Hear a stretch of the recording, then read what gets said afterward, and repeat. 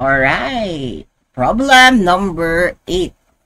So, makinig ha sa problem na ito dahil kakaiba itong problem na ito. Okay? A rectangular footing has a length of 6 meters and a width of B meters long. It is subjected to an axial load of 1,600 kilonewtons and a moment of 800 kilonewton meter.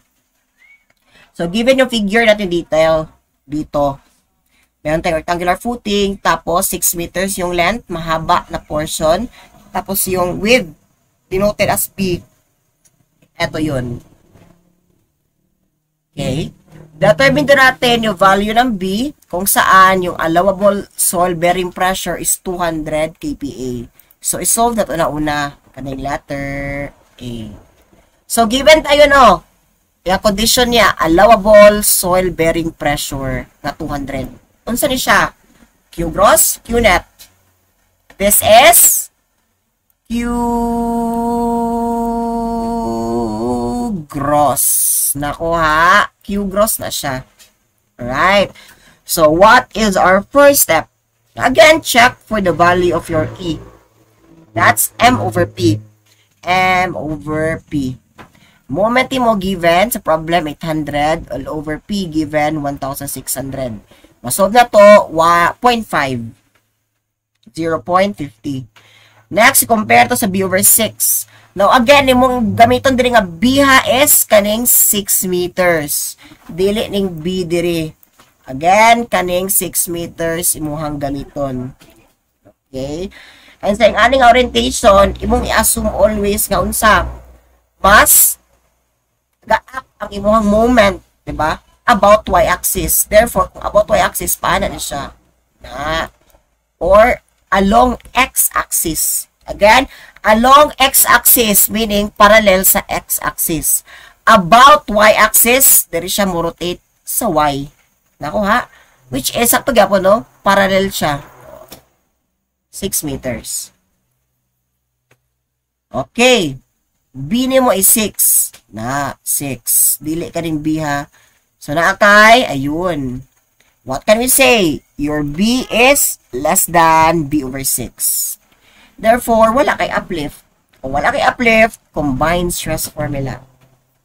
Now, sir, sa kanio nga formula, di ba? Di ba ganina, una nato makakuha si net. Di ba? Si net pressure or net soil pressure atong always gapakuha ganina una. Pwede de una to makuha si gross using this formula? Yes, pwede. Nakuha, pwede. Pero isa condition is unsa? Imong gamiton diri nga value sa P is total vertical load. Total P. When say total P, that includes your column load plus isa weight sa mong footing. Weight sa footing plus weight sa soil. Weight sa soil. Nakuha? Na, kaya parami mong gross. Diba? Na dire nga nung kaniman gross, gigross na ko ni. Given mata dire allowable soil bearing pressure 200. Okay? Nabatay given dire nga or gihatag na unit weight sa soil. Wala. Unit weight sa concrete, wala. Therefore kaning 1,600 di mo dire nga value, mao na po ni imong total P. Nako ha? Or gross load. So, substitute na kay 200 dara is equal to P, 1,600 all over 6B. Na, dapat, area na nila, area. Multiplied by 1 plus 6E. E nara, all over B, 6. So, kani diri ha, kani nga length i may consider. Bantag mo B is 6. Dili, kani nga value diri. Ako ha? Chef solve, makuha ano value sa B as 2 meters. Naiintindihan ba? Kung wala, okay, just send me a private or personal message sa Facebook. Alright. Letter B. Isosolve naman natin yung maximum pressure of the footing. That is 6 by 2 meters. So, in here, given yung dimension na niya 6 by 2 meters. Okay? If the load 1,600 kilonewton is acting at 1.2 meters from the center of the footing along the x-axis. So dito, we can now say na hindi na nag-a-act yung footing mo dito. Diba? Ganina sa letter A diriman, karon dili na. Lahi na ang kondisyon. Mag-move daw ka og 1.2 meters from this line or center sa mong footing 1.2 meters. Tara. O ni. Nakuha? Now, sa ani di ba nga case is na kay moment ka ma-produce ada, di ba? Kay dili naman, sa man mong load diri, wala na siya nag-coincide sa imong center sa footing diri nga portion. So, na kay moment ka ma-generate niya. So, for the value of your E, that's M over P. M, moment. Again, wala man diri gihatag ang di ba nalahin ang condition sa B na move na ang load. Therefore, dili na po kamo gamit aning moment, di ba? Kana dili na kamo gamit anak nila. Dili na mo gamiton ha. Lahi naman ang condition. Gamiton mo ni 1,600 na diri. Okay? P. So, yahang kumbaga imuhang imuhang cross-sectional area ay cross-sectional view is ingani na. So, na imuhang P diri. Na, wala mo center. Nakuha? Alright. After getting your E, diba E is equal to MP, moment is, mo to P multiplied by this distance, 1.2. Tara, mo mo M, moment, all over P. Yung P, 1,600 given. Makuha ni mong value sa E, 1.20. Next, compare that with the value of your B over 6. B over 6. So, imong B gagamiton, again, kaning 6 meters. Na 6 over 6. So, what can we say about this relationship? Ang 1.20 is greater than 1. Therefore, E is greater than B over 6. Na kung yung aning condition, again, sa ganit na kay uplift ay consider. Kung na kay uplift ay consider, kani nga formula imong gamiton. Your gross soil pressure is equal to 2R over 3X bar L. Now, again, dire, imong makuha una nga type of pressure is gross soil pressure, right? Gross soil pressure. Now, kung gross, kanimong R is dapat summation sa tanan di mo load. All loads. Pero, again, wala kagyatagan og unit weight sa soil and the unit weight of the concrete sa footing. Concrete footing. Therefore, imong R is equal na sa imong P. Ani, R is equal to P. Sunod, given ba ang X bar? Wala. Therefore, ito siya isolve karon. Next, given ba imong L? No, kanimong L ha, remember, ito sang erase. Remember, na kanimong L dire is what? Perpendicular length sa imong i-consider nga width. Ang imong i-consider nga width is kani, perpendicular ni anak mo ni mong L nga value. Which is, di ba, magnabali po siya B, mato ang gidenote ninyo. Pero mauna siya. Once makasabot ka sa concept, di na ka maglibog. Alright. So, mong L dire is 2 meters. Nakuha, kani nga length. Kani na siya. Alright. So, solving for your, sa ganing missing diri, X bar. X bar. Again, unsay ato ang gamiton diri. Di ba kung mag X bar is equal to RM minus OM all over R ta. Medyo maglisod ta. Di ba maglisod ta mo gamit ani kay wala man tagatang mga unit weights. Di ba? So wala tayo para ani. So tawagan na mo ta wala tayo exact the value for the total load nga makaresist. Pero sa man, gihataga man tag value sa E. Tapos yung value sa tong B diri which is 6 meters. O therefore, bugamit ako ito ilang relationship sa distances. Kani o? Ayun. E is B over 2 minus X bar. O usay gani, anay absolute. O, okay na wala absolute ha. Substitute na kay 1.20 is equal to 6 over 2 minus X bar. Therefore, makuha ito sa X bar. Right? And it is equal to 1.80 meters. O, okay na, Pites. Substitute tayo mo dali. 2R over 3 X bar L. Your maximum pressure is what? 296.30 kilopascals. Ako ha? Ayun. Okay, gimutan ako din note. Your L is a perpendicular length about the moment. So, kay mong moment is acting about Y, ana, di ba? So, parallel siya sa kaning side. So, perpendicular, ana, mo i-consider nga length. Kaning L nga value diri. So, mong L, therefore, kaning 2. Which is, mauto akong giingon, contradicting. Kay B ang naka-denote diri, tapos diri, nahimo na siyang L. So, to 2. Pero, kung kabalo ka sa concept, ay okay na. Right? Ha. Letter C. So, diri, ang condition na mo gamiton diri sa letter C is connected sa letter B. Okay? Connected na siya sa letter B. Determine do natin yung length of the footing along the 6 meter length of footing which is subjected to tension. So, unsa daw, or pila daw ang length diri nga matension. O, di ba kung ato ni siyang i-draw, o, i-draw na to niya na kay column, tapos mo niya footing. Yang ano ba, yang cross-section, na kay load diri. Asa ni siya most likely mag-overturn? Most likely mag-overturn ni siya diri. Diba? About the toe. Muna itong toe. So, diri siya most likely mag-overturn. Ako ha? Kaya mas dool man siya diri, oh. So, diri mong toe. Now, kanis siya, unsaon or in what way siya mag-overturn?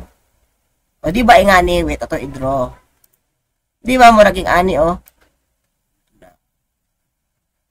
Diba to i-exage tapos ana, diba murag mo angat diri, angat buhay lahat. Angat buhay lahat. Asa murag mo angat ka portion kaning diri, oh. Diba kaning sa layo. Diba? Mo angat na imong footing diri nga side. Therefore mo ning ginapasabot niya nga length. Length subjected to tension. Nganong tension man? Kani magod diri nga portion is unsa? Dili na niya makompress ang soil, 'di ba? Nahihila. O 'di ba? Soil is not capable of resisting tensile forces. Therefore, once mo angat ni siya, wala na ni pulos diri nga portion. Nakuha? Wala na siya pulos. Therefore, angat buhay lahat. Sharing. So, maning L, the length subjected to tension. Muning length nga mo angat. Ano ba? Ato na siya isolve. Pila kaya na siya. So, mga ano na tayo rin, no? Itong gamiton is imuhang mga diagrams. Again, mag-draw na ka direct diagram.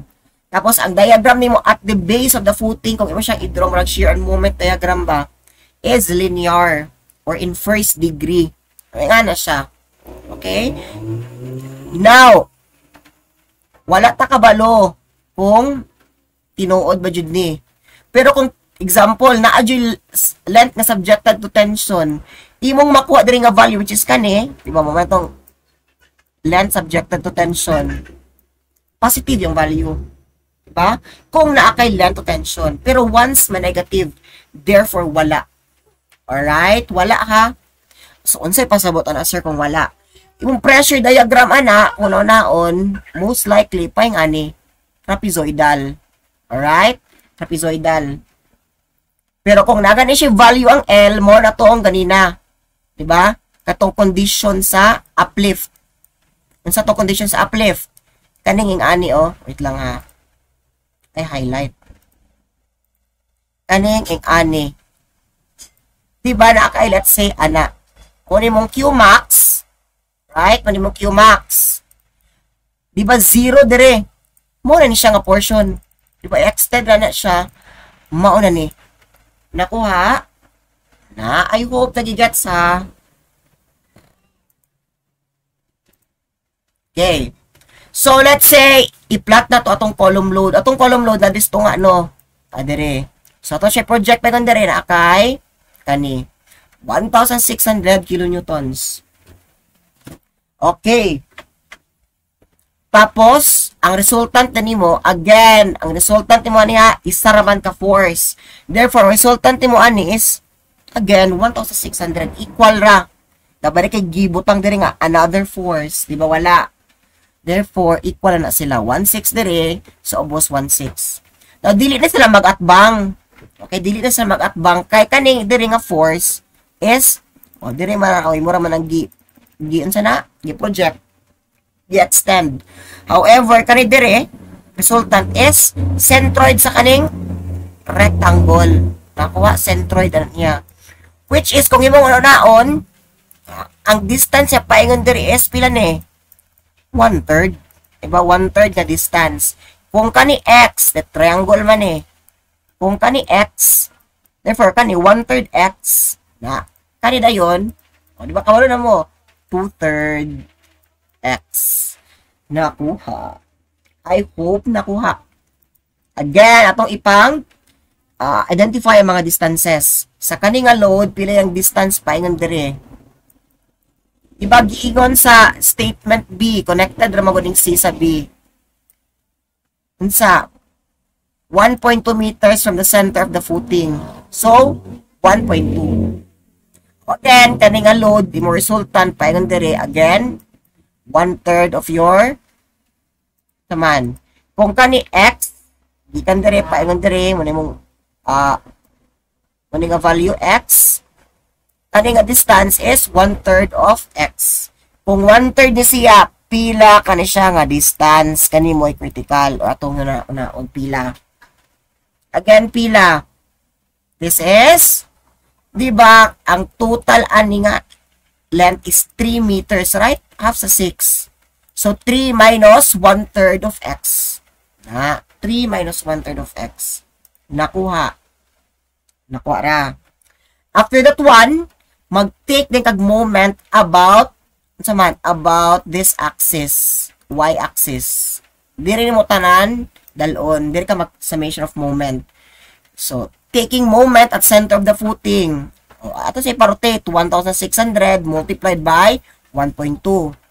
Minus, kanina yun, resultant, 1,600 multiplied with the moment arm, 3 minus 1/3 x, nara. Is equal to 0. Sila na may mga loads. Shift solve, makuha na to.